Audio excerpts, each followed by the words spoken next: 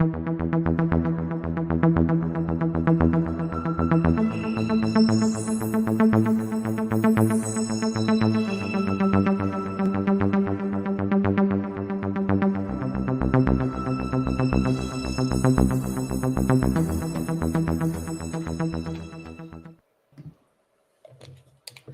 right, everybody, what's going on? It's Tuesday night.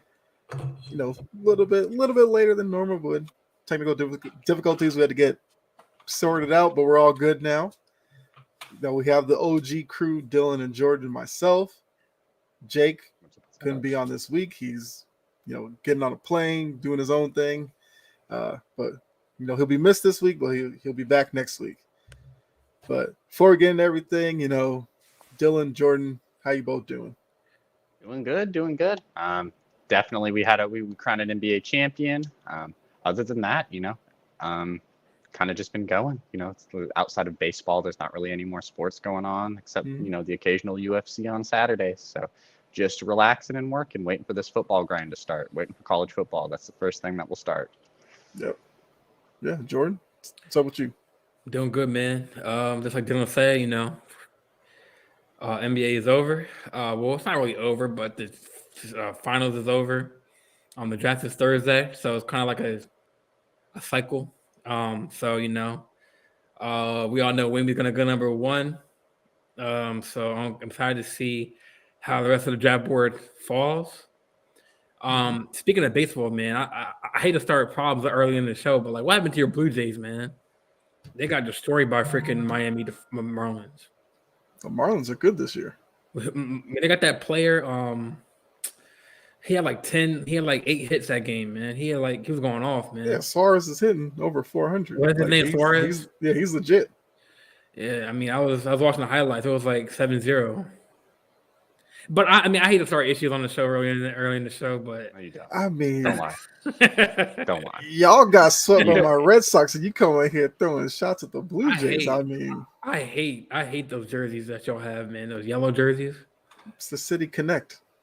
I'm fine with I thought it was like a cause like for autism or something like that. Like light blue symbolizes like autism or like So I thought it was for a cause, the jersey, but no, it's just the City Connect stuff. Because on the sleeve they had like 617 and all that. Like they had like the Yankee, I know they played.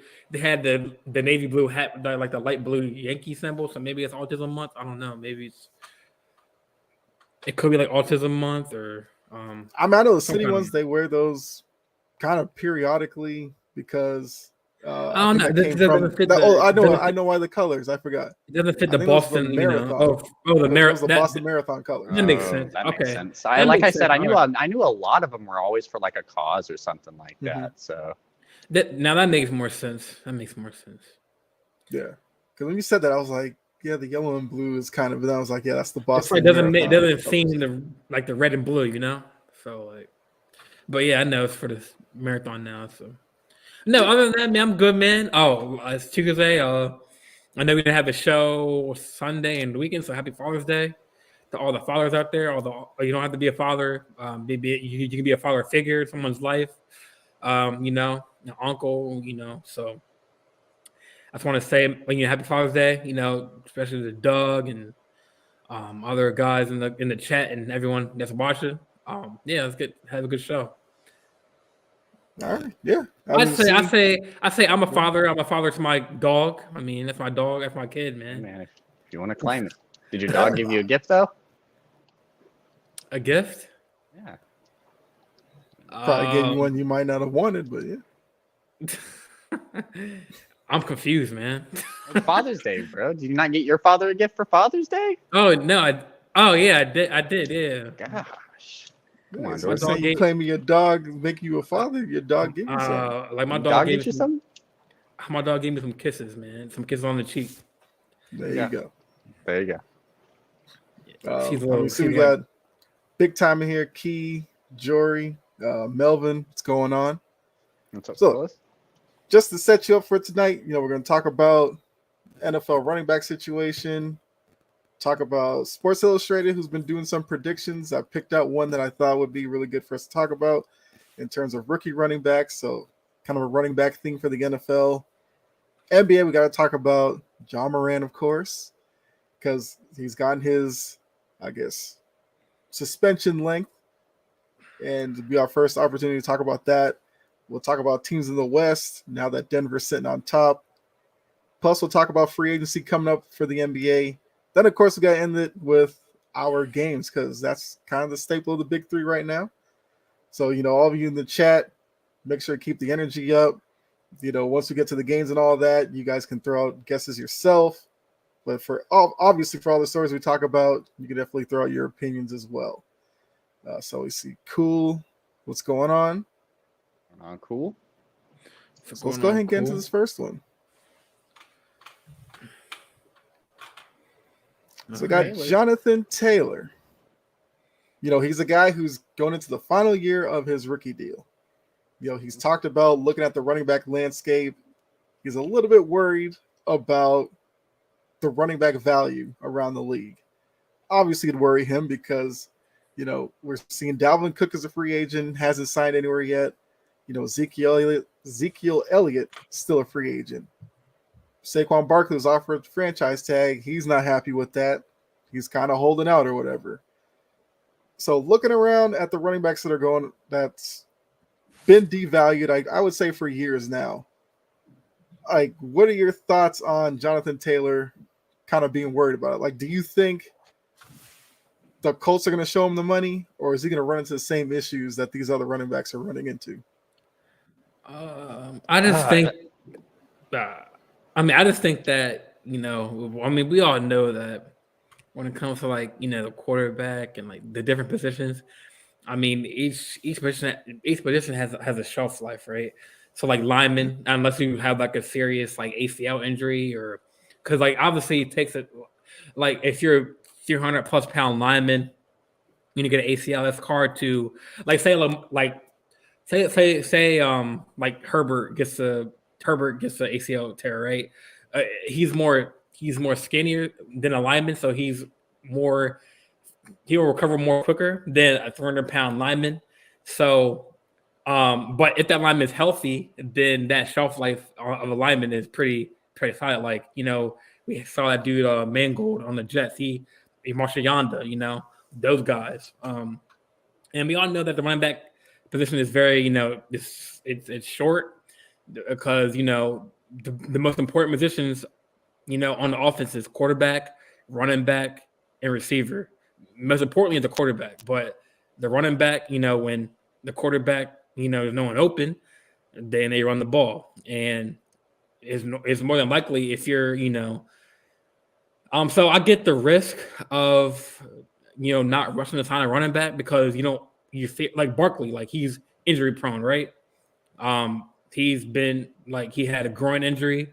This is his first kind of healthy year back playing in the league. So, but I'll talk about this on Jonathan Matthews show, how if you're the Giants organization, I feel like the number one priority would be to sign Barkley because he is your offense. He's the one he's the locomotive of that offense. I was at that game the Ravens game when they beat us, and Barkley freaking if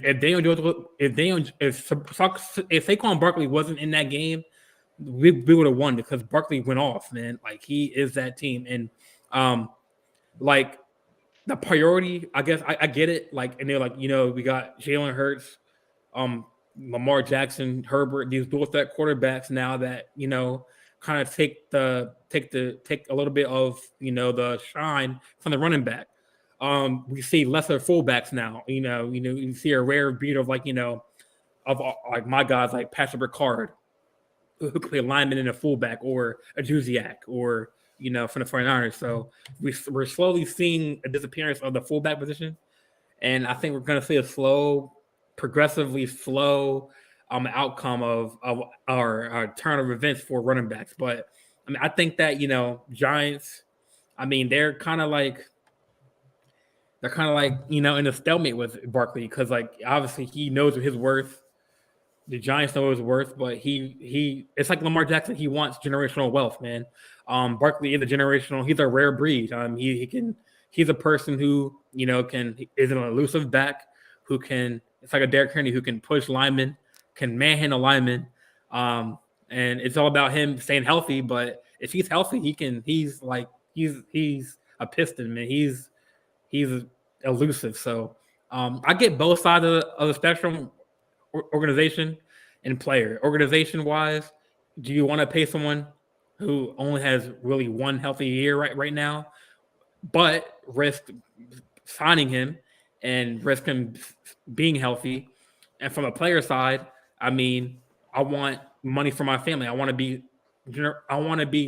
financially set. So with Dalvin Cook, I mean, I'm surprised he's not being picked up. I mean, he's a good running back. So there's so many teams that are, that out there that need a running back. So I find it kind of peculiar and kind of odd that these running backs aren't off the market.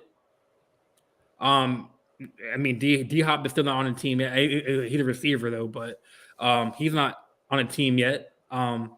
So the running back I feel like that position is slowly turning. Like I'm not saying gonna go away, but the shelf life of that position is short. Yeah, I mean, I can see that. I also think, in terms of running backs, each situation is a little different. Because if I look at Saquon Barkley, yes, he means a lot to the Giants. So I feel like the Giants should give him a new deal. Like, he's like, yo, you paid Daniel Jones before me? Like, I'm the offense. Like, you should pay me first. Yeah, but if you don't have a quarterback, I get that. Tell me how effective can Saquon Barkley be? I get that. So if the Giants are looking at that, you're hoping Daniel Jones is that guy. Barkley can continue the run from last year where he was healthy all year. And then you go with those two for as long as Barkley's healthy. Because quarterbacks, you're assuming if you're going to sign a quarterback or you draft a young quarterback high in the draft, you're hoping that's your guy for like 12 years. That's best case scenario. Obviously, some of these guys don't pan out, and you have teams who jump right back into the draft 2-3 years later. Now, I think Taylor's probably in a better situation because they have a guy in Anthony Richardson who's a rookie. The best thing to me for a rookie quarterback is a top-tier running back and a top-tier tight end. They have the running back. Tight end, we'll see. I mean, if maybe one of these wide receivers becomes a safety outlet for him. So I think for Taylor, he's kind of coming at it from a position of power. Unless Anthony Richardson plays this year and just blows everybody away, then maybe that devalues Taylor a little bit. But I think he'll be fine. Cook, I'm sure Cook's just waiting. I mean, Cook basically said he's like waiting on D-Hop. So I don't know. Running back position is not like the 70s or 80s where running backs kind of ran the league. Yeah. It's just the progression of the league, unfortunately. But Dylan, what do you think about the running back landscape? I mean, it's exactly what you said. It's the progression of the league. If you look at how the league was ran in the 80s, 90s, even the early 2000s, it was a very run-heavy league. Now, when you look at the league today, it's a very pass-happy league, and that has something to do with why it's transferred so much. The receivers get paid like the receivers do because you have quarterbacks throwing 30, 40 times a game. Their running backs are maybe getting 15 carries, 16 carries. And also with that being said, the running back position is kind of expanded due to that being a pass-happy league. Now you want running backs who can run routes. You want running backs who can be great pass catchers. So you try to find different gadget guys. Like that's why a lot of these teams have one or two running backs that they run at a consistent pace because they can do different things. There's not a lot of backs out there that are do-it-all backs. And when you have like different players like Saquon Barkley, Jonathan Taylor, some of those good elite backs that can kind of get into that realm of doing it all, they want their money. And I feel like it's so. But when you look at it, one injury, that they're out for the season. Not a lot of running backs come back from, any sort of injury mid-season. Usually the injuries that these running backs get, they're usually out for. And it's a very risky chance putting all that money in a running back, like Jordan said, rather than doing it for a quarterback. The quarterback's going to be that guy who's going to have a bigger frame usually. Some of these running backs, of course, are bigger. Derrick Henry is definitely bigger than Bryce Young. But overall, it's just how the league's progressed. These receivers are paid a lot more due to it being a pass-first league. These receivers are doing more of the offensive stuff or more of the offensive scoring, playmaking, different things like that, rather than using a running back. And it sucks for like running backs like Jonathan Taylor, Saquon Barkley, who are those offensive focal points and who aren't getting paid like that, not because they aren't good or not because they don't have a specific skill set, just because it is what the market is. Teams are not going to be like, yeah, I'm going to pay my running back more than everybody else. They're going to be stingy and be like, no, I'm just going to slightly pay my running back higher or even equal to whatever, is whatever is, I'm trying to think of the word, whatever is just, average for the league. So no one's going to go out and spend all that money on a running back when nobody else is doing it, So they would rather spend that money on offensive line, defense, different things like that, because we've seen running backs in the past just, the third string, the fourth string, the second string, just do as well. And that's just because it's a pass-happy league, but also just a lot of these guys are good too. It's easy to get one of these guys and just an offense and they can go. You can see so many backups, like even like a Deonta Foreman, Jamal Williams, all these different guys weren't really as big names. And then when they got into that starting role and started playing, they actually started doing good. So I also think it's because the running back talent is not as thin as it used to be. When you look back in the day, you had a lot more of these dominant running backs. When you look at it nowadays, it's just all of these guys are kind of good. So you could take a flyer on not paying that guy if you need another receiver, because the gap between the running backs is a lot closer than the gap between receivers or the gap between corners or the gap between defensive linemen. It's just there isn't as big of a gap when it comes to the running back position. So you don't feel pressured enough to want to pay some of these guys. The example, like Ezekiel Elliott, he was overpaid. He was getting a lot of money. He wasn't producing. Throw in Tony Pollard. He's going to be a cheaper option. He's younger. He hasn't had as much injury history. And it's what a lot of these teams are doing. They don't want to take a risk on something that isn't as used as much anymore. Yeah. So just to go back and answer a question from David. Question was, did Saquon Barkley receive a new contract? He did not. So No. The current offer is just the 1-year franchise tender, which, if Barkley were to sign that, he'd play the 1 year and then kind of go through this whole thing again next year. The issue is Barkley is refusing to sign it because he just wants a new deal. So then David comes back with, Saquon did, he better take the guarantee with incentives. So yeah, he's not under contract because he won't sign the franchise tender right now. Yeah, I think you have to like July 17th to do that too. So it's coming up. Yeah, he's holding on as long as he can. Anthony has a good point. Cordero Patterson is that outlier. Like, if you look at him, he's the dude who can literally catch the ball and run the ball. And if you can't get a guy that does both, teams would rather just get two separate guys on cheaper contracts and then just swap out on the offense. Yeah. I'm gonna go back to Anthony Price. He kind of asked me a question about like the Daniel Jones. I don't think he's ever been hurt, but you can't really disagree with me that Saquon is that offense. Like he makes that team grow. Hurt or not. Yeah, this is Daniel Jones' first year of being good. I wasn't a big fan of him getting the contract that he did, but it's like you paid that. That's the Giants' fault. It's the Giants' fault. That's what I'm saying. You paid him that much, and then I get like you said, Kyle. Like you rather go into the season as your QB1. Paid. But like just like Dylan said, like that money he got, you should invest kind of like in Saquon, because like if you let Saquon go, then they're losing tons of games. I also don't think it's because the Giants don't want Saquon. I think it's because the Giants backed themselves in a hole. They backed themselves in a hole with this Daniel Jones situation. They had an opportunity to pick up his option. They didn't pick up his option and left him to a point where they had to pay both guys. I'm sorry, but if I was a GM and I was looking at upcoming free agents and I saw my quarterback, my running back, and my quarterback still had an option I could pick up, regardless if he was good or not. Obviously it was the team's intention to keep him for the season. At least could have kept him as a backup, paid Saquon this year, and then figured out what you wanted to do with Daniel Jones next year. And plus that would give Daniel Jones a second year under Brian Dable to see what he could do with this offense. Saquon would be happy. Daniel Jones might not be as happy, but you could tell him to suck it up. He's only had one good season. Yeah, I think that's where the Giants are looking at the Daniel Jones situation is like, look, we finally got him a guy in Dable who actually understands offense. Look at the year he had. So they're banking on the more that those two are together, the better Daniel Jones will play. Kind of like Anthony's going here. How'd you feel giving him all that money? He gets injured for the year. So as a GM, what are you going to do? Barkley's injury history unfortunately comes into play with him because, yes, he was healthy last year, but the Giants have to wonder, was that just a fluke?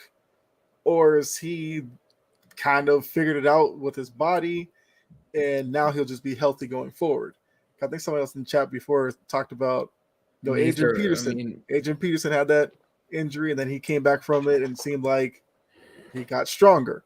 But then Adrian Peterson is like a freak of nature. So yeah, the way I think about it is right now, if you pay him, it's the right risk. It's the right risk at the right time.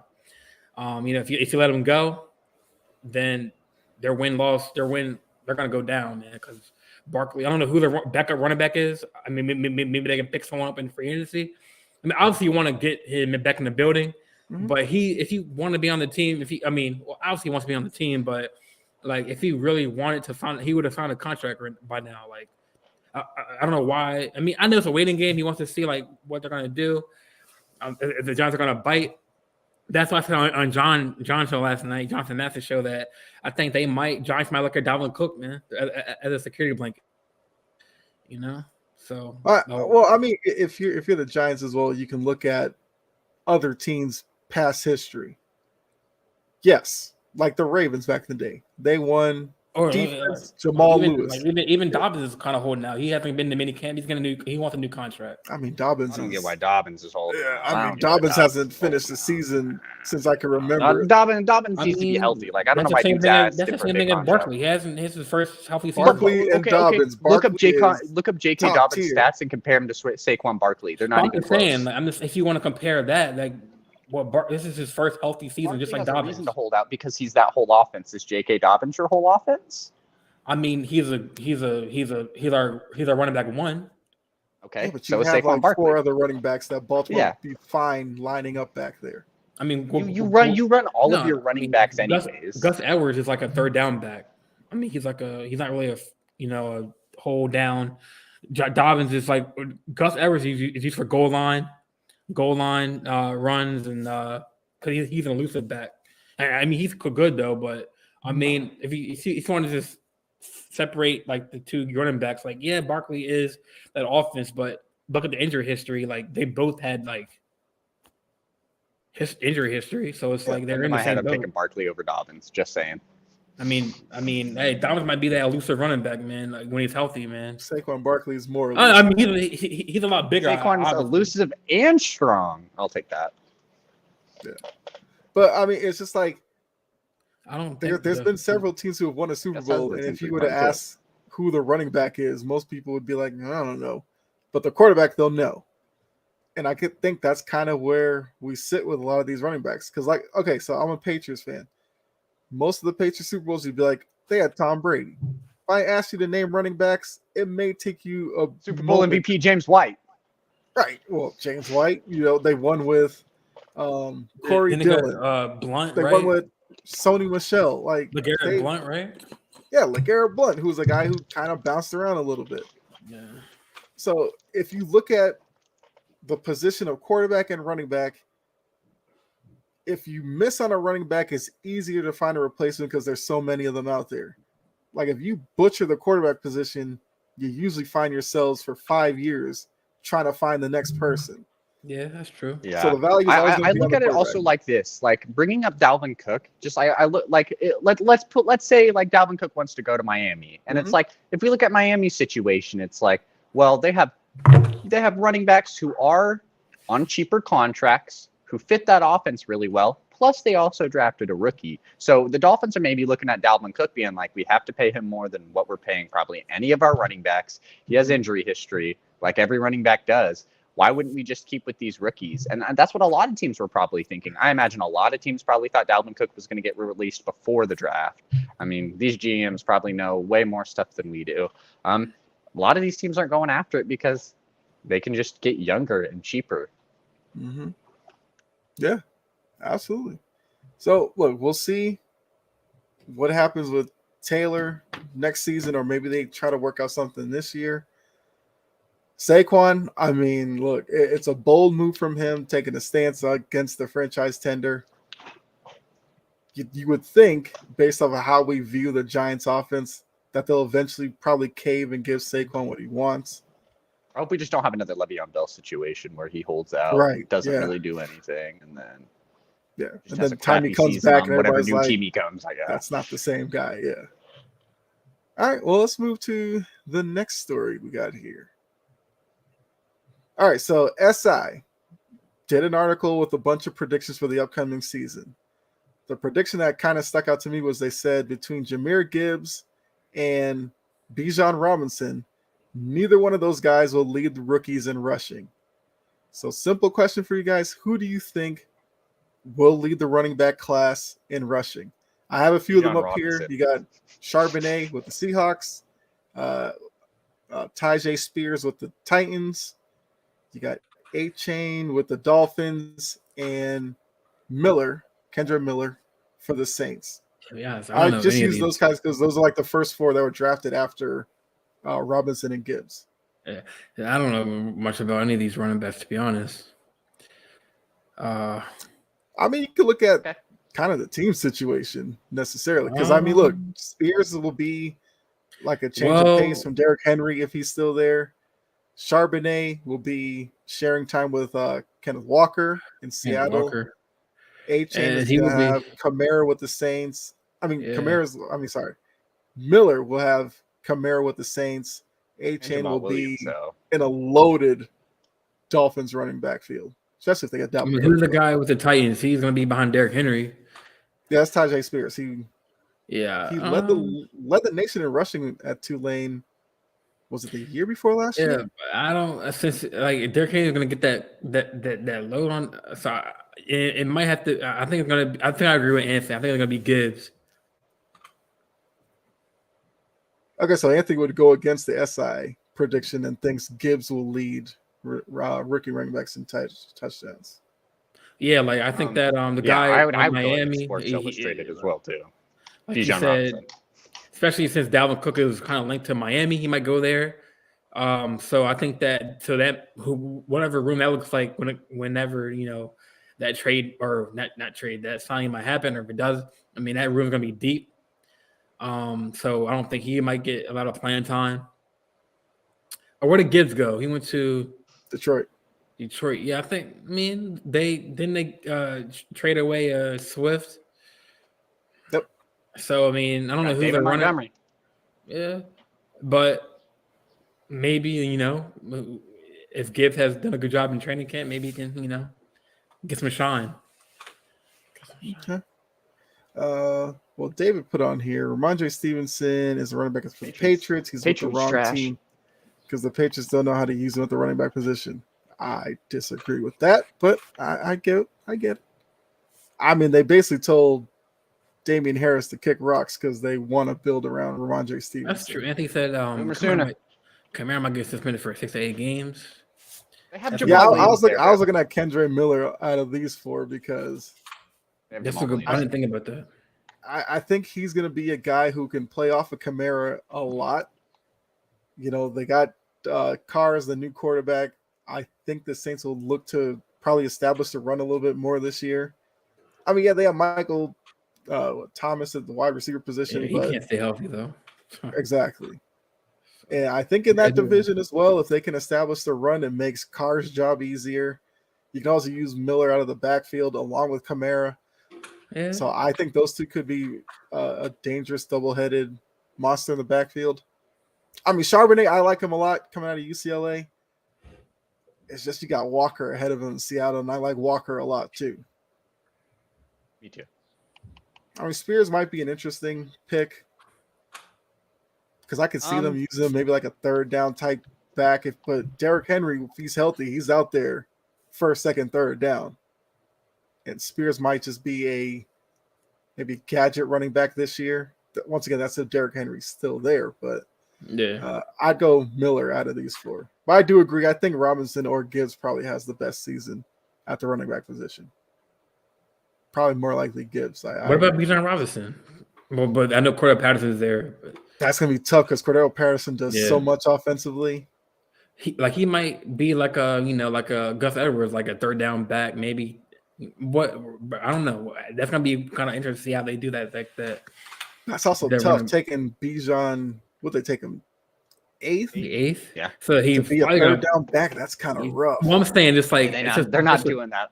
They're not just doing a- as much as I love Cordell Patterson. Like I think Cordell Patterson's a beast. He's one of my favorite players in the league. Someone who's just a tall, was a kick returner / wide receiver, and then like a team was like, I think you'd probably be really good at running back. Like he's quick, he's big, he can catch a football. Like he'd probably be good at running back. And Yeah, but they drafted it him just hot sucks. they drafted him hot for a reason. They wanted to see him play, so we'll see what they do with that. It's gonna be interesting to see. The Falcons like grabbing, popular guys at the top of the draft. They did with Kyle Pitts, Robinson when they had other needs. Drake London. Drake London. Yeah, they always love going for the flashy pick in the top 10. They just Don't know they why just they like do athletes. it. They just like athletes, dude. Like big-bodied people who can just play. Like they don't even care if you're really the greatest. Like they'll mold you into an absolute star. Like Bijan's giant. Yeah, like he's a big running back. Who's Pitts that? is Yeah, big. yeah. Who's London's that backup? big. Like you said, the dude. Cordell Patterson? No, not Cordell. The one he just said, Dylan. Tyler Algier. Oh, yeah, he's big, dude. Oh my gosh, bro. Yeah, so that's a loaded backfield. I mean, I'm assuming they'll probably run maybe Patterson and Robinson together like a split back. I think they're probably gonna. No, I think what they'll do is they'll probably run like Cordero, like slot receiver or something like that. Right. Like go with like a 49ers Patterson will probably approach. line up at different places.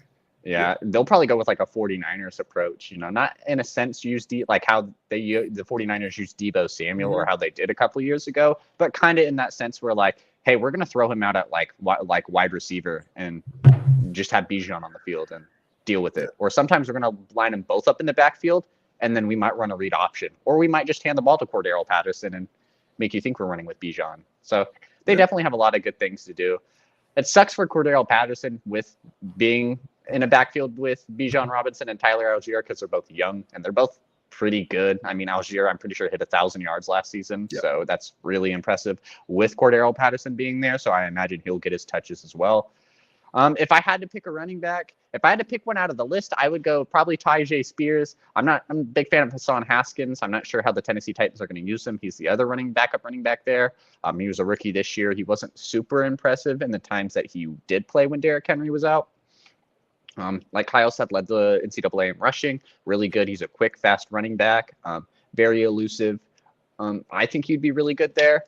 Other running backs I like Roschon Johnson for the Bears. He was a running back that also went to Texas. The Bears have a tricky running back room when it comes to Khalil Herbert and Deonta Foreman. I like Foreman a little bit. I think he's very boomer bust. He can have great games and then he can just be very bad. And then Khalil Herbert is again one of those running backs who was given an opportunity and played well, but didn't do anything too flashy to make you think like, okay, he's the one that's going to be able to take over in this offense. And then trying to think of other rookies. I had one, Deuce Vaughn in the Cowboys offense is very interesting, but I just think he's small. I think he's going to be one of those guys who's going to, get you some quick electric plays, but other than that, probably won't do much. He'll probably like truck a linebacker one time, 50-yard run for a touchdown and everyone will go wild. And another running back I like, it's going with another homer pick out of Oklahoma, Eric Gray. He's going to be one of the running backs for the Giants with the Saquon Barkley stuff going out. If he doesn't play, this team might be looking to, play Eric Gray alongside Matt Breida. I'm not sure how willing they are to play Matt Breida, but they do have a young running back in Eric Gray who has played in the Oklahoma offense for a little bit, had definitely struggled over times, but still has been a really good running back over the years. He's definitely young. They might see what they can try to get with him if they decide to move on from Barkley, or if he decides to hold out, they might need to go to a backup plan and see maybe if Gray's that dude, maybe we don't have to pay another running back for a couple of years and we can just run with this guy and get whatever pieces you can get for Barkley. Hold on, let me go back. All right, so Anthony said Robinson's the number 1 on the chart. Patterson's number 3 on the team. Then, so Reed, would you like the draft before free agent? So Reed, would you like the draft before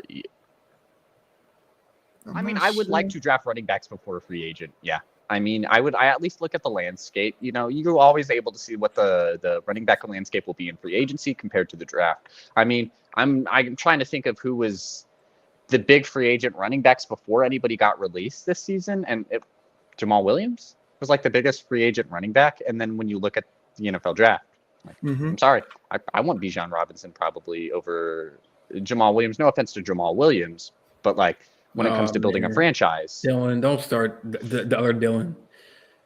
hey man, I don't hate any of it.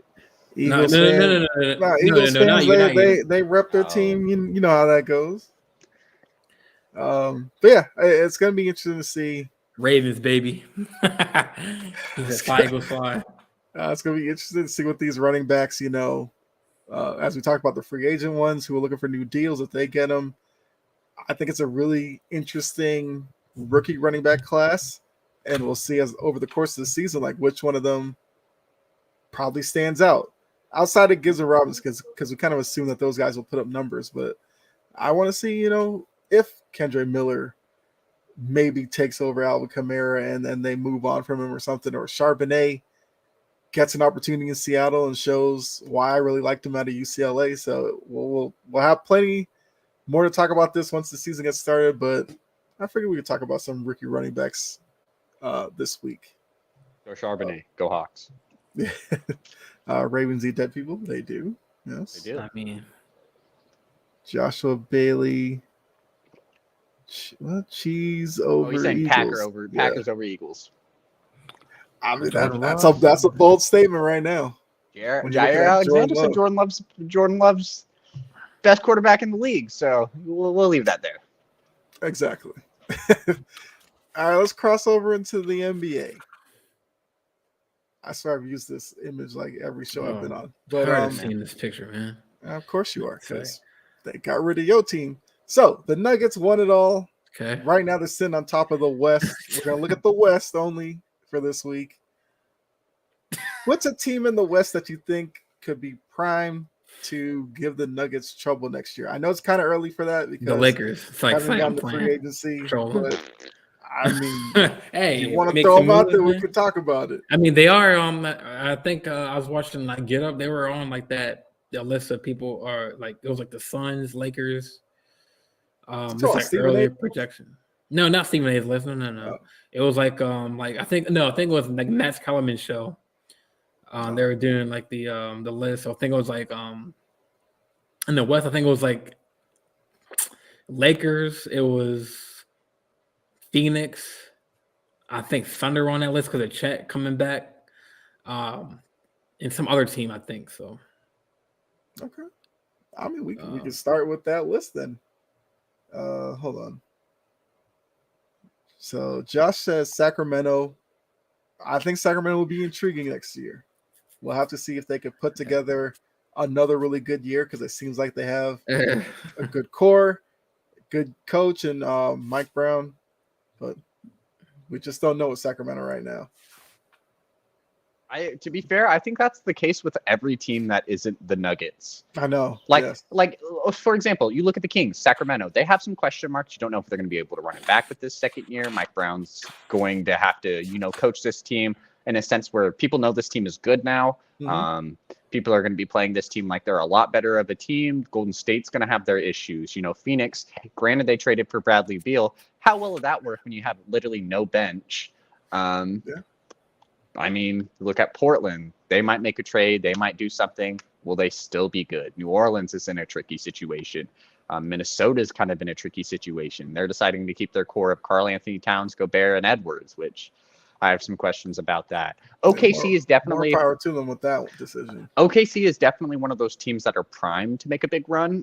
Primed to be really good. I mean, I'm pretty sure oldest player on like their starting roster is like 24, 25, maybe if they're running one of them older veterans, they might be older, but OKC is coming off a season where they just made the play-in. They're getting one of their best rookies back. I mean, it's going to be Chet, who's going to be a rookie this season. Shea Gilgeous coming off a first team. Josh Giddey had a good year. You had a lot out of both your Jalen Williams. Lou Dort's still a good piece, and you still have a lot of younger pieces like Terrence Mann and other different pieces who are going to be really good and hope to take a jump. So I think I think OKC's primed to shock a lot of people, but other than that, it's just going to be a toss-up. I think it's going to be just a bloodbath next season, and this free agency and this draft is going to definitely change anything up. It's crazy to think like before, it's like you had those prime super teams, like who was probably going to be good, everyone else was going to be lower. Now you don't even really know. You even have like teams like the Clippers who have the talent to be good. If just injuries go their way like it did with the Nuggets, that team could be really poised to win. It's just a matter of if you can keep that team healthy and if you can create some chemistry. Mm-hmm. Yeah, I think you brought up an interesting team in the Thunder. Yeah, Thunder. I think realistically for the Thunder, you'd have to look at Sacramento this year and be like, that might be the ceiling for Oklahoma next year. That'd be a pretty big step from going from the play-in to like top 4, top 5 in the West. I mean, to be fair, you look at the Kings and they didn't even make the playoffs the year before. They didn't make the play-in the year before, and they went to be the 3rd seed. So it's definitely possible. They almost beat the Warriors there, but they go exactly. to Game 7, right? Exactly. Mm-hmm. Yeah, they went to Game 7. Like they had a legitimate chance to make it to the Western Conference Finals. They could have played the Lakers. Yeah, they like Dylan said, this draft is going to shake a lot of things up. I heard that from a source, like I think from in this NBA. That it's more likely that Zion's going to get moved. Dame might. I heard Dame might, but I think he's going to stay. But I keep on hearing his name floating around. They're trading that third pick they're trading that 3rd pick to either New Orleans or Miami. One of those two things are happening. Okay, I mean, that could very well happen. I think the Zion thing at this point, it's probably one of those like addition by subtraction. New Orleans threw that big party when they drafted him, hasn't materialized in any way. They threw a party. I didn't know that. Yeah, I mean, when they drafted Zion, like New Orleans thought they had their next it guy. Because remember, that was literally right after they got rid of Anthony Davis, who was also another guy who was down there with a lot of hype. They also like won the lottery at like the 8th pick to get Zion as well too. True. So they thought they hit the jackpot, and it has not worked out. If you look at New Orleans, you could make an argument that Zion off the floor, they'd actually be fine. Yeah, they have a lot of good pieces. Alvarado stepped into his own last year. You got Ingram, McCollum, Herb Jones. You got a lot of. It's an interesting roster, and I think the unfortunate anticipation of Zion coming back to be this savior for them kind of looms over their head. If they just do away with it, maybe they can all kind of just move on from it. I don't know where Zion goes, but I think that would make for an interesting draft night if you look at Zion's value. If you look at Zion's value, even some teams are at like valuing Brandon Ingram more than Zion because Ingram's on the floor. He's a really good player, and it's just like you don't know what you're going to get out of Zion. You're not sure if you're going to get the good Zion Williamson, who was an all-star in his 2nd season, averaging 24 points, like led the league in inside scoring, different things like that, or are you going to get the Zion who's going to be injured on the bench? You're going to take a big flyer on them, and I think that's why I like him going to Portland. Portland's in a situation where they need to do something big. They haven't really done anything big in a minute. I mean, who was their biggest star there outside of Damian Lillard? Was it CJ McCollum when he was there? Probably. I don't think it was Jeremy Grant. I don't think it was Yusuf Nurkic. So they haven't had a big star in a while or any big rumblings there. And obviously by Damian Lillard's demeanor, he wants something done. And I think Portland fans want something done. And I'm not sure if Zion will be that thing to, help Portland get over that hump. But it's definitely a big splash that will definitely put tickets. That'll put butts in seats. Like people will go to Portland to see Damian Lillard and Zion Williamson play together. Yeah, I did see a post about Zion going to Portland and teaming up with Dame to get probably Scooter. That's probably the reason. That's who New Orleans is. Like New Orleans has been since the draft lottery was set. That's all they've been talking about is trying to trade up to get Scoot. That's who they want. Yeah.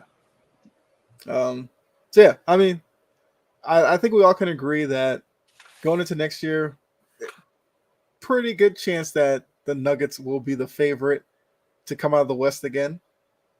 Daniel Barry, what's going on? Thanks for tuning in. Daniel. I mean, like the only person they have to pay is who? Like Bruce Brown? Okay. Yeah, Bruce Brown's a player option, so he could technically just come back and they'll be fine. Sorry, DeAndre Jordan. Like, sorry, Thomas Bryant. Like, you guys were there, but oh well. They can literally get just other backups to do it. Yeah, Denver did right by them. They gave them a chance to ride on the little float for a parade. You can move on. But Jordan, were you trying to say something? Because you're muted right now. Yeah, I said can you hear me? Yeah, you're good now. Like Ish Smith or whatever his name is. I honestly forgot Ish Smith was on that team until they were like celebrating after the game. I was like, oh snap, it's Ish Smith. Okay. I mean, we kind of also Jeff Green's on that team too. He got a ring. Reggie Jackson got a ring. That's wild. I forgot Reggie Jackson was on that roster. Yeah, and he was supposed to be like a big trade deadline pickup, and they just didn't really need him. Jeff Green, look, I rooted for Jeff Green because he's a former Celtic, had the open heart surgery thing. A lot of people didn't think his career would last this long, so I'm happy to see him really cap it off with a title. I mean, he knows his talent. He'll slash to the rim. He'll give you like a Sports Center highlight every couple of weeks, and you'll be like, "Oh, that's Jeff Green." Then you might not hear from him, but he seems to step up big in moments when he's needed. He'll get you a bucket here, and you'll be like, "Okay, that had some significance in why the team." Like, okay, don't touch the ball anymore now. Let Jokic cook. Right. Okay, so now looking at free agency. Bradley Beal, some people were probably caught off guard by this. We kind of knew Bradley Beal was probably going to be on the move. I don't know how many people thought Phoenix was going to be his destination.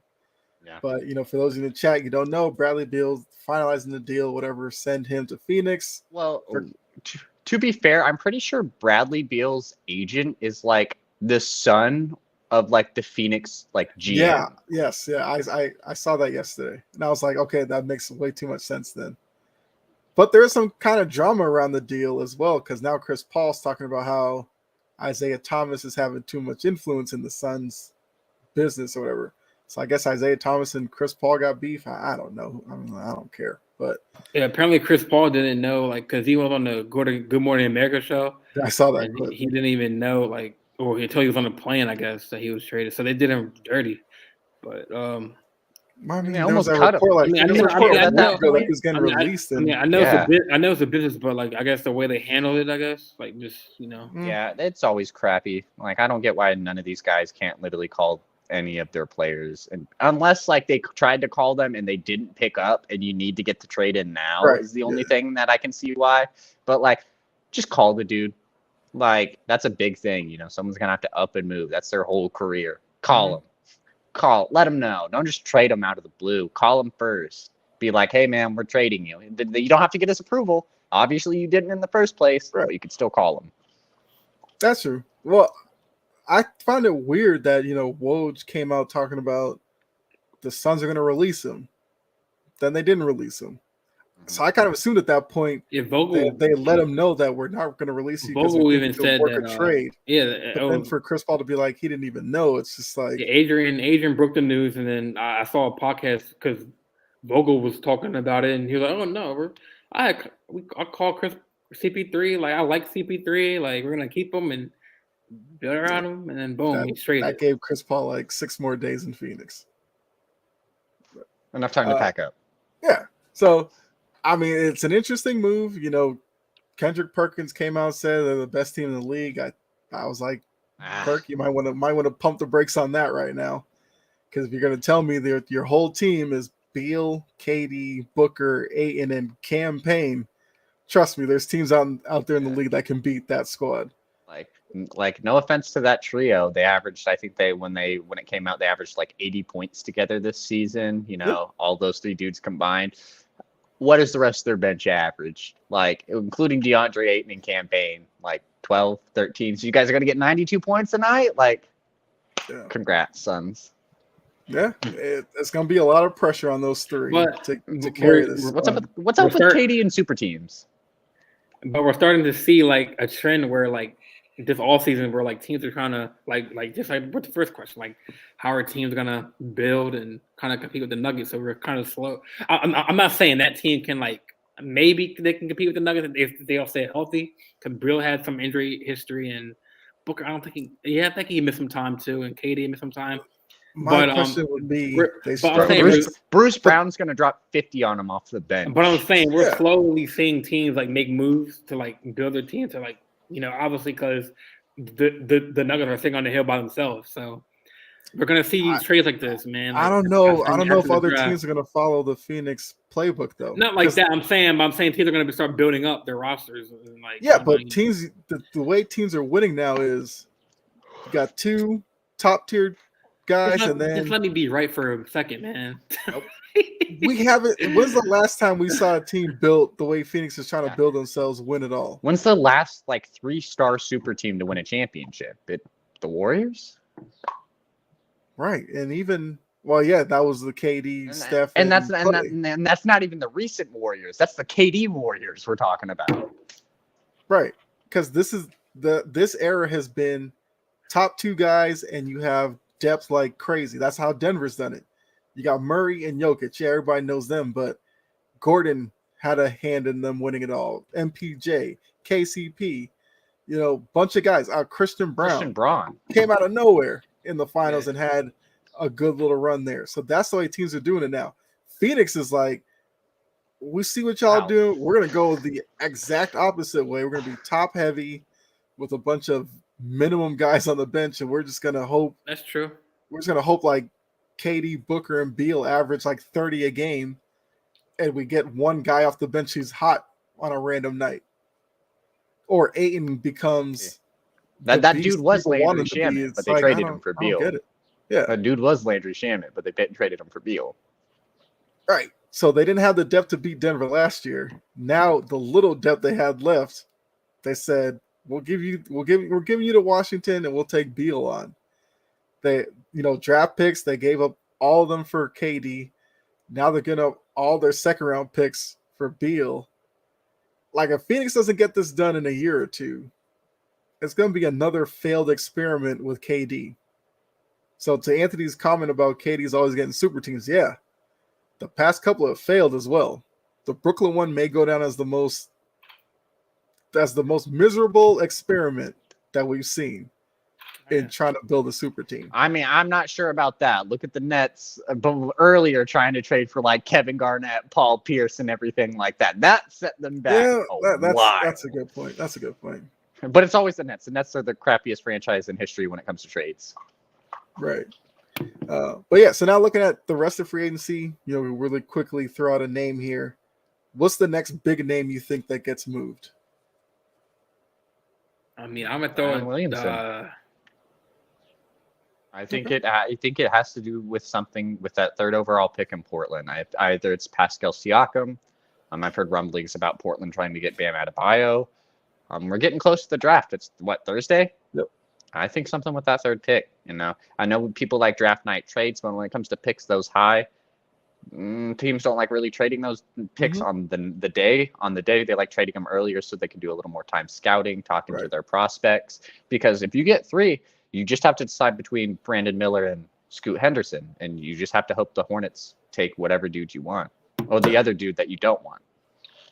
I don't know if it's a big name. The guy from Toronto, Anunoby, he might get moved. He's not getting moved. Yeah, I think he's the one guy Toronto's going to highlight in. Yeah, Toronto already said Toronto said he's not available in any packages. I saw a post that I saw that was a complete opposite, but that's a lot. I mean, if Toronto decides to do that, I think that'd be a bad move. Yeah, I've said Toronto needs to strip it down. Maybe they want to do a rebuild, man. They got why? You can do a rebuild with OG Anunoby and Scotty Barnes. Scotty Barnes. Yeah, I'm not big on Scotty Barnes either. I might be a little bit higher on Scotty Barnes than you guys are. OG, yes, Scotty Barnes. But yeah, Siakam, Van Vliet, that crew. They should bring up Ron Harper Jr. He's Van Vliet's a free agent. Yeah, but I'm glad they're not trying to re-sign him or anything. Move it on. But yeah, if they're gonna do a rebuild, then yeah, Harper, guys like that, you might as well put them in the rotation. He's been doing good in the play ball. He's been doing good in the offseason, or I'm sorry, in the G League.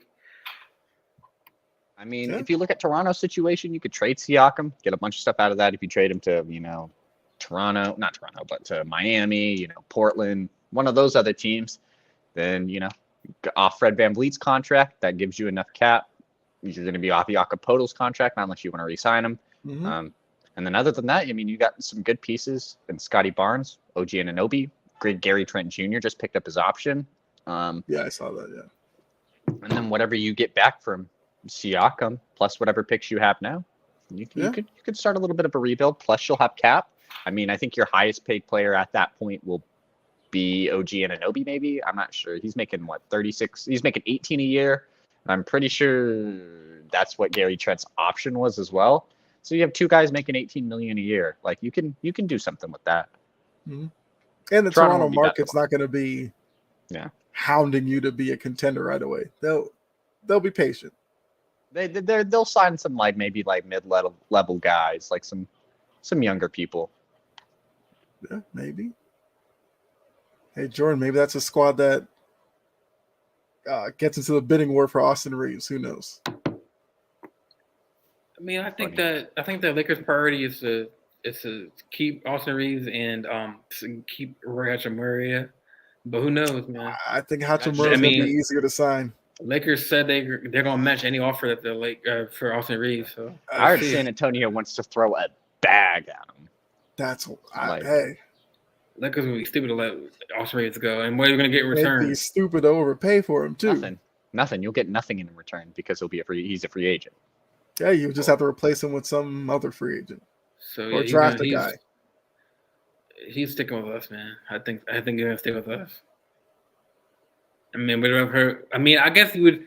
The excitement is around Wemby because of the draft, but I mean, he played good in LA. I think he's more well respected.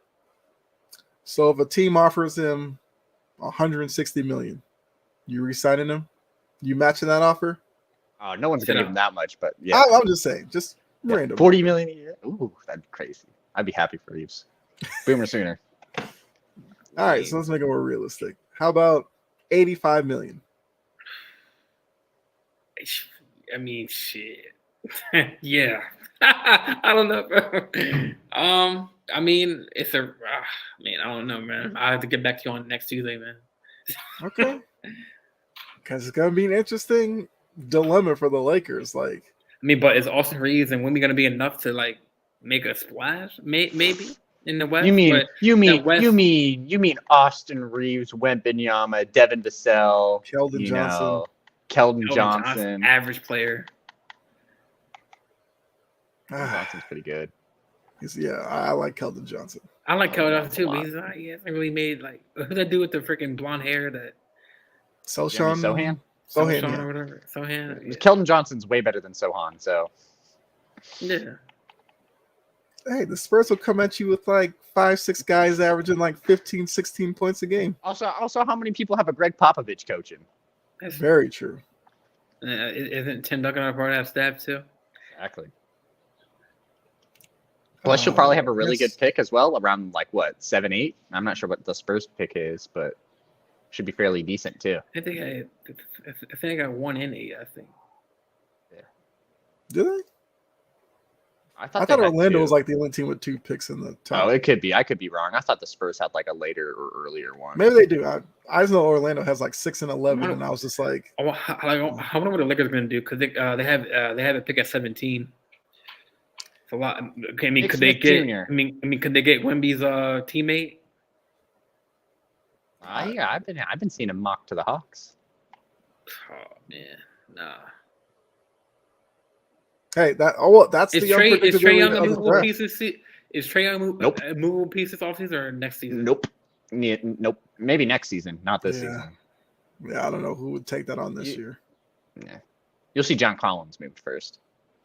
I saw a crazy rumor about Collins. Davis Bertans. Well, I saw Collins and Sadiq Bey to Boston for Grant Williams, Peyton Pritchard, and a pick. And I was like, I'd cry. I don't want Grant Williams. I don't want Peyton Pritchard, and I don't want whatever that pick is. I don't want it either. I thought. Sorry. Like, No, I get if what you you're maybe saying. gave us that for John Collins and like we throw in a random pick, then cool, but not Sadiq Bey as well. I just saw it and I was like, that would seem like another Atlanta overreaction move You know, where what I saw like John Collins in 15 for Davis Bertans in 10. Which makes sense. You'd get off Bertans' contract next year, which gave you money to sign a big guy. Plus, you'd move up 5 spots in the draft. I'm fine with that. I personally don't like Davis Bertans, but if we could have a lot more money for next year's offseason, I'll take it. Yeah. Plus 5 extra picks in the draft to draft the dude that Jordan wants, so I can put it over his head. I'm fine with that. I mean, we'll see. Look, I mean, Thursday night's good. Is fast approaching. I mean, I know Coach will be doing a watch along for the draft. So those of you in the Off that chat day too. That's crazy. said- Wemby, like Wemby flew into a Newark Liberty Airport. That was like airport that's right near me, because the draft is in Brooklyn. So Mhm. he was in Go see him. Newark Liberty. You better go see him. He's probably staying at one of the hotels near there. go stalk him. We'll see you on the news. Go get an Huh? autograph. Go get an autograph. Hey, man, he's French. Man. I'm half Haitian, so that's a connection right there. There you go. There You're you right, go. John. The That's Beal trade. That's your opening. You're right, John. The Beal trade was stupid. Yeah, I agree. I don't necessarily see the purpose of it, but that's Phoenix's problem. And the thing that upsets me more about it is you literally could have kept whatever depth you had, traded DeAndre Ayton for just to get off that cap, sign some more probably veteran guys on that team because it's still a pretty deep center market. So John throws out his own trade of CP3 to the Knicks for Toppin and Barrett picks or something. No, you could probably do it for Toppin and some picks. Barrett wouldn't. Barrett would be an overpay for Chris Paul. You couldn't even. I don't personally believe you could swap Barrett and Chris Paul, and I think you'd be overpaying for Chris Paul.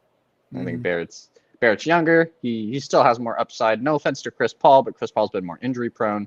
He hasn't been playing well. He didn't play super well in the playoffs. He meant Randall. Oh, nah. Nah. I mean, Randall's imagine Randall's Phoenix okay, dealing but with Randall and Ayton. Randall was still an all-star. Chris Paul wasn't. I think you could Right. still get more out of a Randall than you probably could Chris Paul. I don't know. I wouldn't do it either. Randall and Toppin and picks, they have a treasure chest next few years.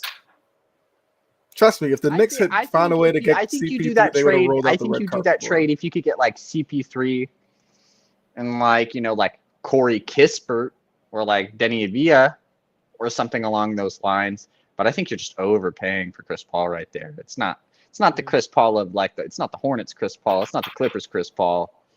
Not even the early Suns Chris Paul. This is a 38 Chris Paul who has some injuries and hasn't been playing well as of late. John's just trying to get the Knicks better. Toppin, Barrett, and 2 picks for Ja. Good luck getting Memphis to answer that call. Yeah, good luck for getting Memphis to answer that. But I think you probably have to throw in a couple more picks. But if Memphis was we don't want him here anymore, he's just gets in trouble, whatever the case may be, it'd be enticing. Would be weird, but it'd be enticing to see the second and third pick kind of moved. Mm-hmm. Okay. Well, John, great segue to our next topic. Ja Morant. So we learned that he's going to have a 25-game suspension. I've seen some people say it was too much. I've seen people say it's a joke. He should have gotten more. I mean, Silver wasn't going to please everybody with the number. Yeah. Because if he had gone a full season, there'd be a whole bunch of you would be like, for what?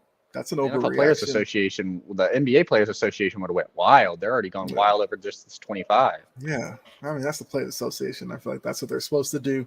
But I ask you two: are you okay with 25 games? Just to keep it short, for my answer, I mean, I'm okay with it. Like you said, Kyle, before.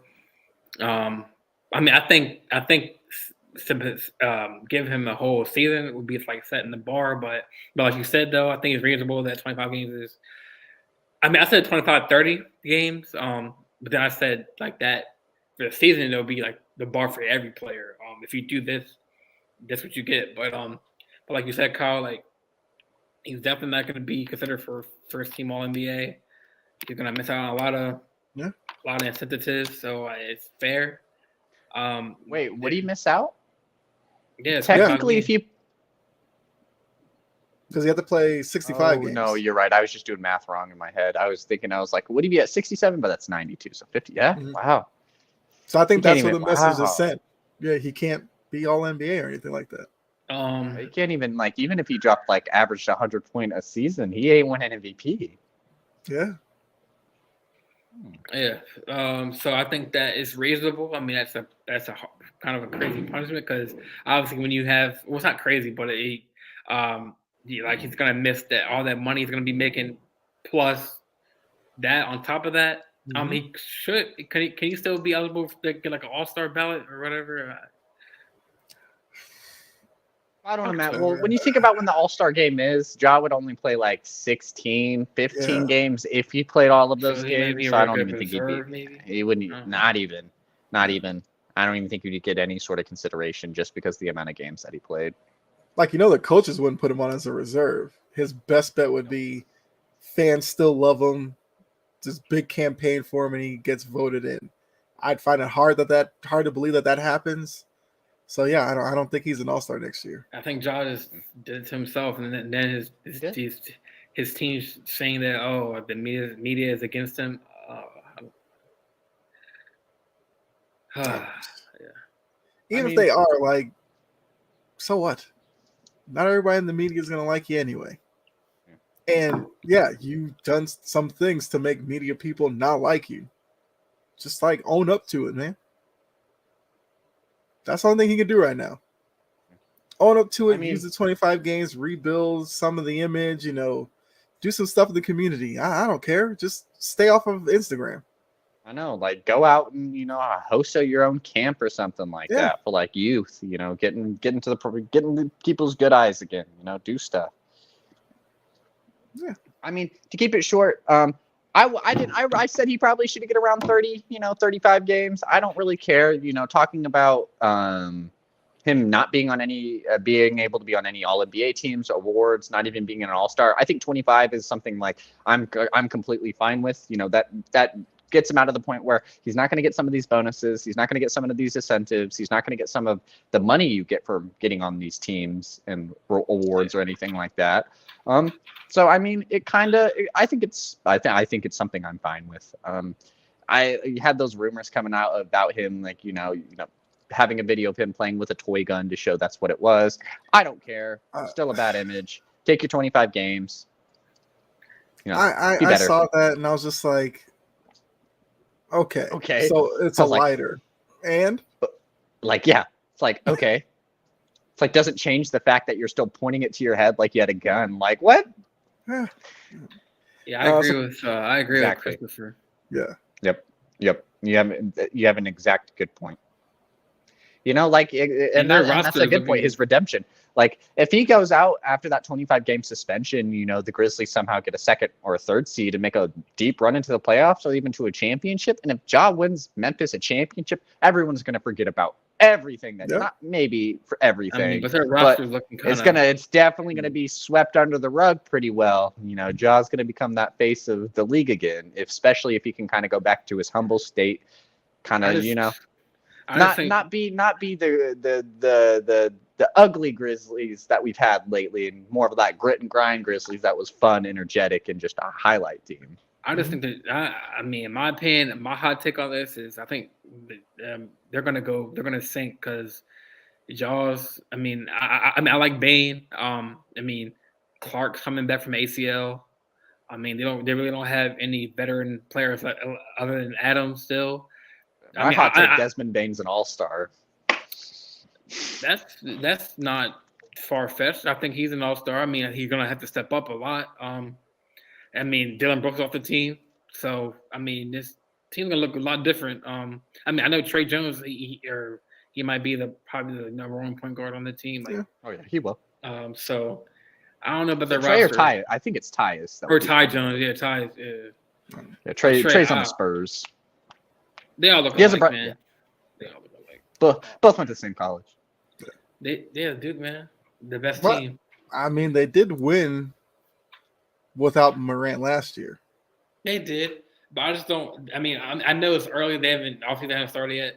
They should make a couple moves, but I mean, Jaron Jackson to can't be do fair it all. though, that Grizzlies team won when Ja got suspended midseason rather than That's them true. already knowing he's going to be gone for But 25 games. That was 8 games, so 25 games. You have to really tread water, you know.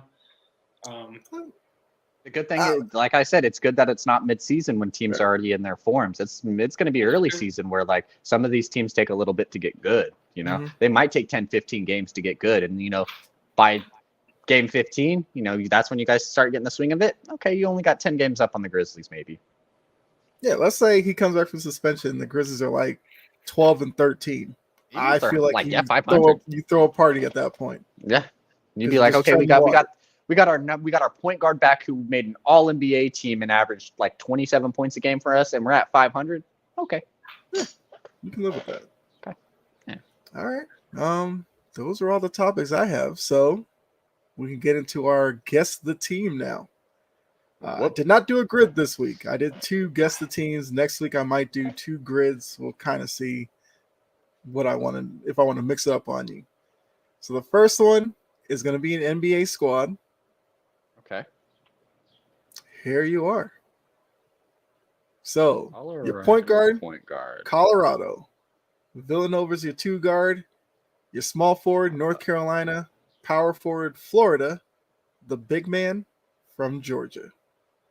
Which Colorado point guard. Yeah. This is the current roster?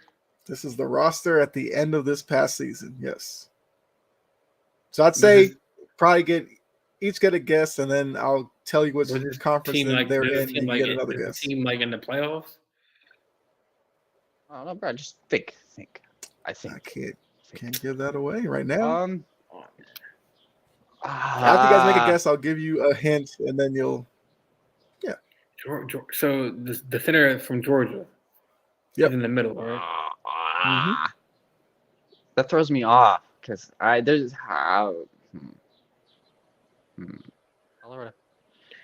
I think I know because there's only one player I can even think of who played at Colorado, but I'll let Jordan take his guess. I want to see where Jordan goes.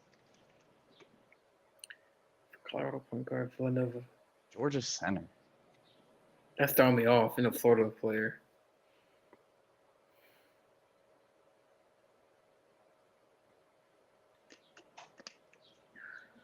Oh, okay, yeah, I definitely know who it is now.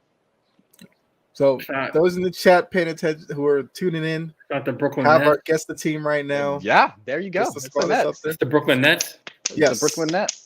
Spencer Dinwiddie's the Colorado guy. I think Cam Jordan is the Carolina player. North Carolina, yep. I forgot all about Nick Claxton playing at Georgia. Oh my God, I don't even remember that. And then Dory Finney-Smith is the Florida guy. Yep. Okay.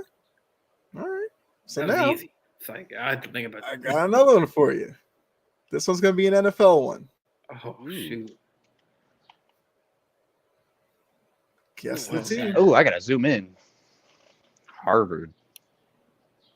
Oh, I know it.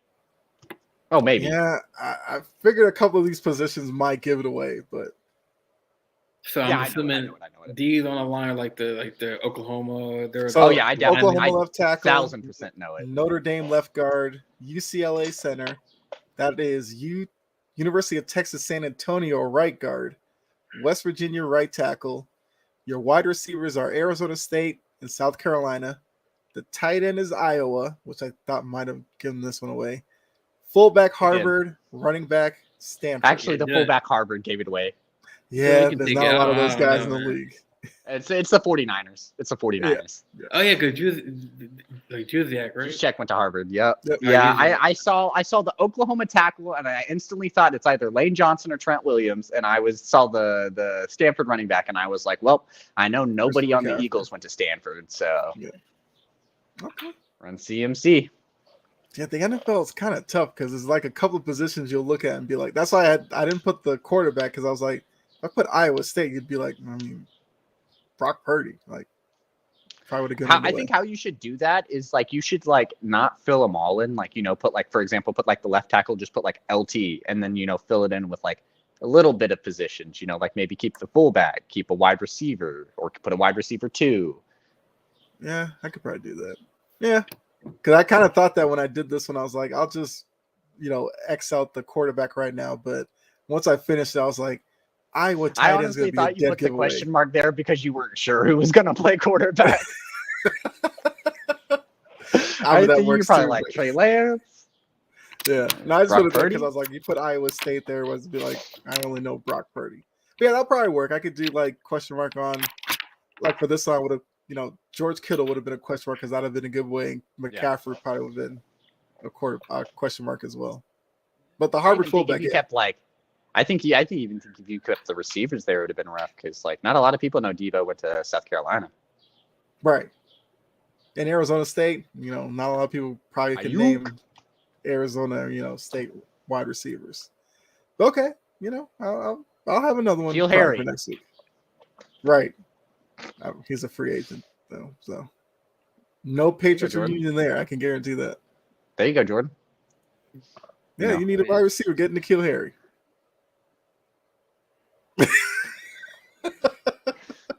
Trash. I mean, he's a big body guy. He can go up and get it. Why not? I mean, you don't need D-Hop. You got N'Keal Harry. We did get Nelson Aguilar, so he played for the Pacers.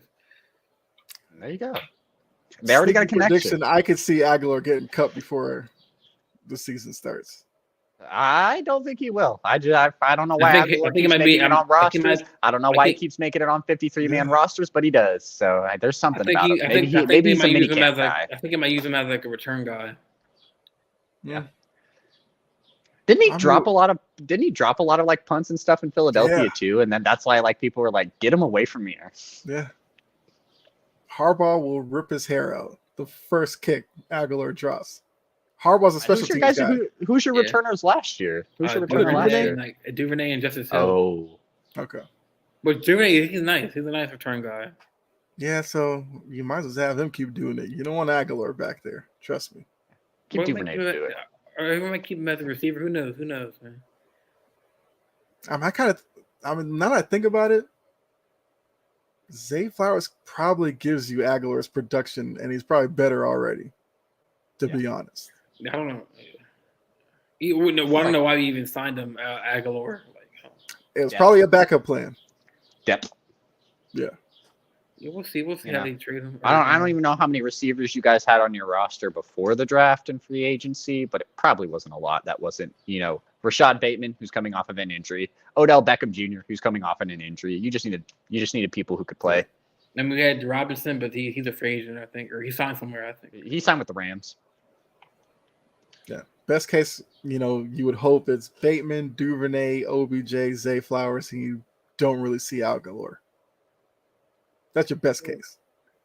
Because you already got Andrews out there. Like, where's Aguilar going to run around? Oh, do you guys have Tylen? No, do you have Tylen Wallace still? Yeah, we have him too. I don't know why we don't utilize him.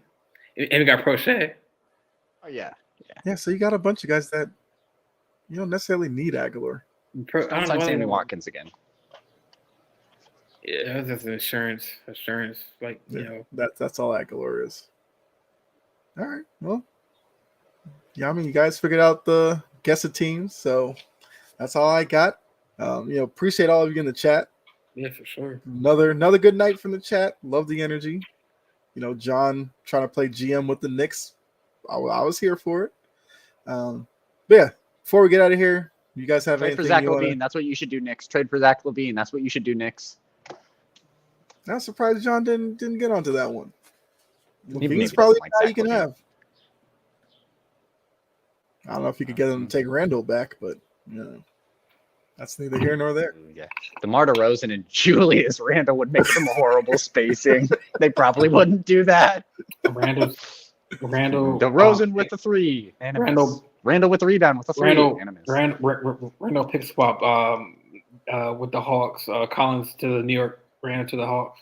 To be fair, I'm not down for that. I don't want Julius Randle's contract. If we had him for like 2 years, I'd probably be okay with that. Just get John Collins off the roster. I'm at this point where I can take Davis Bertans, and I'm fine with it as long as we get some. Did you hear decent about value back. Gallinari? Is he back? Is he on the Hawks or Celtics? No, he's with the Celtics. He re-upped. He exercised his player option. I thought he's injured. He's injury prone, man. He was not. I wouldn't say he's so He's much not injury injury prone, prone. but he was just injured this season. Yeah, he hurt himself playing for France. I mean, Italy or wherever. Yeah. Yeah. He hurt himself at like the FIBA World Championships, and it was like the last game of the tournament too when he hurt his knee. He Man, how plans old on is he? Like being 30 a something? big part. 38? Still good. He's actually younger than you think. I think. Really? I think so. I think Gallinari is one of those guys that you would think is probably like 38, pushing 40, but I don't think he's even that I old. thought he was like What's his first name? 32. Danilo Gallinari. He's like 31. 32 is my final guess, though. I don't know how old Danilo Gallinari is. Wow, he's 34, bro. That's what I'm saying. He's younger than you think. Damn. Only problem is he came into the league so young because, he's an international guy. So he came into the league and he was like maybe 17 or something. So he's been around forever, but he's just not as old as you think right now. I'm interested to see what he does next year because I was expecting him to be a big part of the team this year, but then, blew out his knee. He's like, If there's one thing he knows how to do, he can shoot the three. that's true. Man, I remember watching Hawks games with him and Bogdan Bogdanovic. Just like, don't even they won't do anything else. You just toss him the ball and they would just chuck it up. Like, you know how many times I see Danilo Gallinari shoot way farther threes than he should be doing, and then he just hits it, and I'm like, okay, it's like the only three he shoots for the game too, and then he just hits it, and it's like, okay. He's another guy because of the injuries. He doesn't have a lot of lift anymore. He shoots kind of a line drive, so you're like, he takes a couple steps behind 3-point line. You're like, there's no way he's making that. And like Dylan said, he'll drain him. Well, I guess since we're on old small forwards, what should happen to Gordon Hayward real quick? I feel so bad for Gordon Hayward because coming out of Butler, I was like, he's going to be a really good player. The Celtics had him. Yeah, Utah, he was great. The Celtics, first 5 minutes, does that horrific injury to his ankle. I think, man. Yeah, Charlotte's not the place for him. He's got to go from there. Utah reunion. I wouldn't be mad That's at my that. Guess. I wouldn't be mad Jake, at if you're watching this, Him? tell us what you think about a Gordon Hayward Utah reunion. What about him back to Boston? I wouldn't technically hate that either. I'm not sure if he would be as good, but if you can get him on a cheaper deal, I don't think he'd be a horrible bench got Brad piece. Stevens up in the front office, that connection. I don't think it'd be a horrible bench I wouldn't piece, like it. if you didn't have to get him on a big contract. Him or Sam Hauser, take your pick. There you go. Yeah, it would depend on the money that comes along with him. Like if he's willing to take like a little small deal, sure, I don't care. I'll take him back. But if he thinks he could get like one more sizable contract, then good luck. Gordon Hayward seems like a dude who's fairly smart, and I'm pretty sure he knows he ain't gonna get a contract that big. Like he's played well when he's played for the Hornets, but he hasn't been anything super exceptional. Yeah, Beal trade was stupid. Yeah, I mentioned Boston doesn't want Gordon. Fair enough. John has a prediction. Gordon will go to some random team like the Pacers or Raptors. Honestly, yeah, I feel like that he went to the Hornets, so I mean, yeah, I agree. I like the Pacers. I like the Pacers. Pacers would be interesting. Yeah, he has connections to that area. I think I'm coming around on the Pacers. There you go. Yeah, go back home. Book it. Yeah. Book it. There you go, John. Yeah. Gordon Hayward to the Pacers, confirmed. When he signs to the Pacers, John, we will shout you out on the Big Three. Because you said it first. But, all right, guys, coming up to an hour and a half mark. I feel like it's a good place to end this episode. We didn't have Jake this week. Should be back next week. He's flying right now. Yeah, he's probably up in the skies right now. So hopefully it's a safe trip. But, for the OG Big Three squad to come together, I feel like it was another great show. Really appreciate all of you down in the comment section. Great suggestions, great energy, like I said before. So, you guys have anything before we get out of here? or are you guys I good? mean, outside of that, I mean, no. Excited for this draft. We got a new Ultimate Fighter tomorrow. All tonight, actually. I mean, I was Mhm. I thought pretty good. I thought it was on Wednesday. What could they come on? Tuesdays. It's on Tuesdays. Yeah, it's It's always Tuesdays. been on Tuesdays. Yeah. I say It always comes on every after podcast, we're done. Jordan. That's good. Yeah. But overall, I mean, See I'm excited what for it the takes for draft. Conor McGregor to punch a wall. That's all I'm waiting But for. he's 0-3 right now. He's 0-3. I know. It's gonna be that moment. He's just gonna lose it. Bro, but Connor's not even fighting this year. He didn't even get his USADA sample in time, so he can't even fight in 2023. What? I thought they're fighting till the end of the season. No. They had to book the fight, and they just never got it booked because Conor McGregor is super roided out, and then probably had to wait to flush that stuff out of his system. And to compete in fights, you have to take like drug testing for 6 months before you can compete.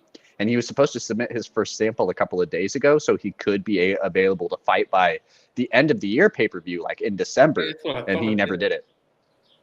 He never did it. So it looks like that Chandler fight might actually be off. And if it is off, Conor McGregor will be the only coach. He'll do it twice to not fight the person he coached against on the Ultimate Fighter. It'll be the second time that's happened, and it'd be the only time it's happened. Conor McGregor, just get off the juice, man. Get off the everything, man. Well, I just want to see that moment because the moment I always remember is when it was a Rampage Jackson just ripped apart that door after a loss, and it's just like it was funny. He said that was the most embarrassing part. Like he said, the door didn't deserve anything. He said I go back and look at that. Like I'm it like, was what did cardboard. Like it was hilarious the way he demolished that door. Kicked it, took like half of it off, ripped it off, hit it on his head. Like, love Rampage. Yeah, I love him too. He's entertaining. But yeah. So with that, I guess for myself, Dylan, and Jordan, that's another episode of the Big Three. We're here every week, every Tuesday, 7 p.m. Stay tuned. We have Line in the Sand coming up right after us. Definitely a lot for them to talk about, wrestling fans out there. Bloodline storyline. I mean, probably the best thing that's been going in the WWE. So I'm sure they'll talk about that. You also have coffee and sports in the morning to get your day started right. Talking sports. So, make sure you guys subscribe to the channel. A lot of great things going on over here. A lot of shows. Going to see a bunch of new faces as well. So make sure you do that. But until next week, this is the Big Three. We're out of here. Enjoy the rest of your night. We're gone. All right.